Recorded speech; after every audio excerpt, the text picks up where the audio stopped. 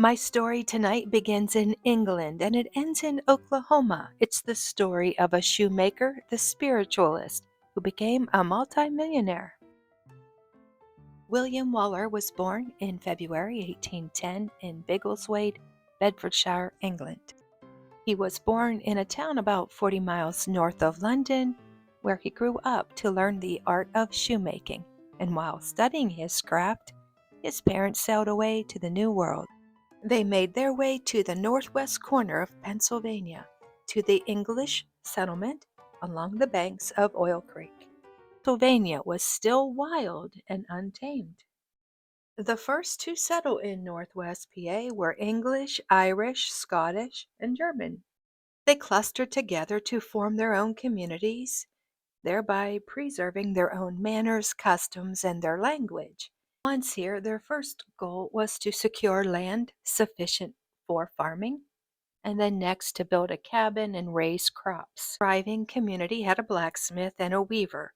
So when William's parents arrived in Titusville in the early 1820s, they were joining fellow Englishmen, and it was very likely that there was only around 100 people in the area at that time. William, he might have made 101 when he arrived in 1833. He came with supplies for the family and he brought with him his tools that he needed to open the very first shoemaking business in the town.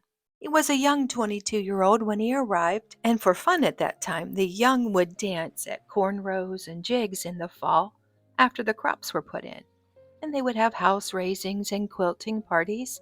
Perhaps it was during some of this merrymaking that William Waller met Eliza Curry, and she was the niece of Jonathan Titus, who was the founder of Titusville.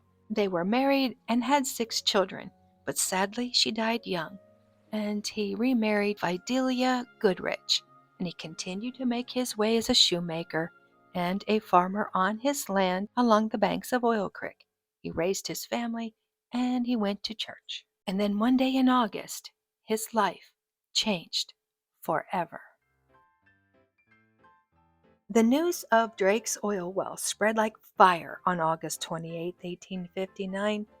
The townsmen who had no idea what he would do with all the oil and who had watched Drake search and drill for it for over a year, they were now excited for Drake and surprised at all the people that were coming to town to see his well.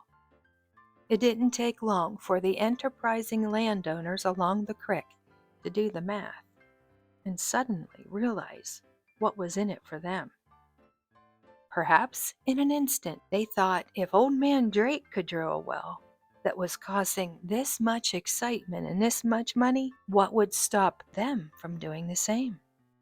After all, their land bordered the same creek, and William's land was just a mile north and just one farm or two away. Over on his neighbor's farm grew up a boy named John Blood. In his childhood, he would go down to the creek in the summertime. When the water was low, would dig holes into the sandbar. The oil would come up to the surface of the water and he would spread a piece of flannel on it to soak it up. And then he would wring out the oil from the cloth into a pan. And he would do this all the time and every day until he gathered up a barrelful. At the end of this summer, he would sell a barrelful to a man named Wright for 80 cents a gallon.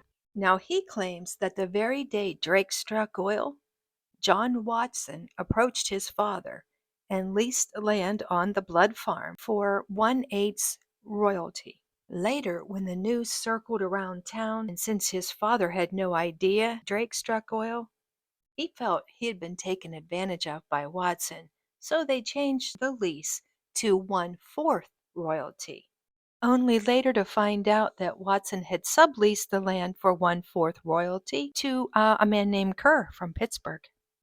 In turn, Kerr contracted with John Blood and his brother Hiram to build a rig and bore a well.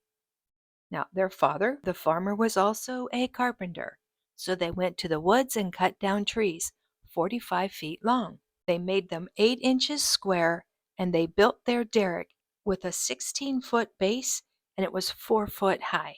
They put it together laying on the ground, and the locals helped them to raise it by way of a tackle to the top of a large tree. Of course, the rope was brought down to snatch the block at the base, and then a team of horses pulled the ropes to set the derrick upright. They started drilling in October 1859 using spring poles, and they got down to 300 feet, where the rock was so hard that they could only make 3 feet a day. Since they were under contract by Kerr, he delivered to them a Faber pattern engine from his place in Pittsburgh.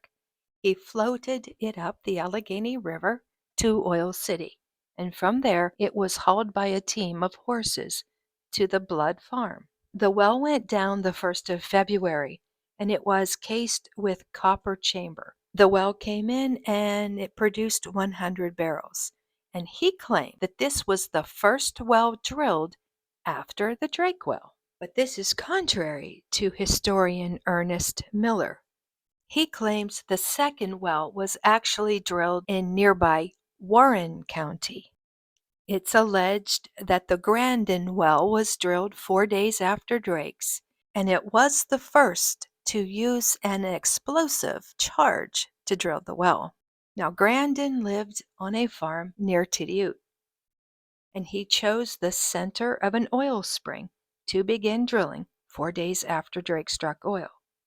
He used a spring pole and his own weight to force the tools into the ground, and when he couldn't find oil, he decided to use nitroglycerin to shoot the well. Unfortunately, no oil flowed, so he gave up. And while this may have been the second well drilled, it didn't produce. And perhaps that is why all the accolades in the history books for the second oil well ever drilled goes to William Waller.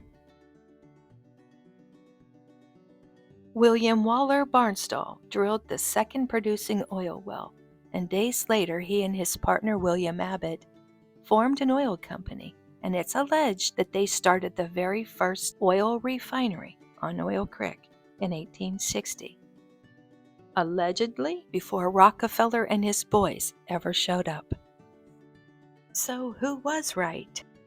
The well on the Grandin farm probably was the second, but it was unsuccessful.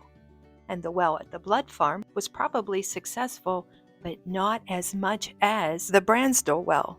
And since Barnsdall was very successful with his refinery, I think that's what gave him the crowning glory. So by now we have to imagine that place was booming. Tomorrow I will continue reading from the book The Great Oil Dorado, The Gaudy and Turbulent Years of Oil, Chapter 3. And in it you're going to learn about the lifestyle of some of those involved in this oil boom. So be sure to come back for that. For now, I will close this story with Barnsdall's legacy. The Barnsdall Abbott Refinery manufactured kerosene for lamplight. It was located on the north bank of Oil Creek on the Parker Farm, 1 mile from Titusville.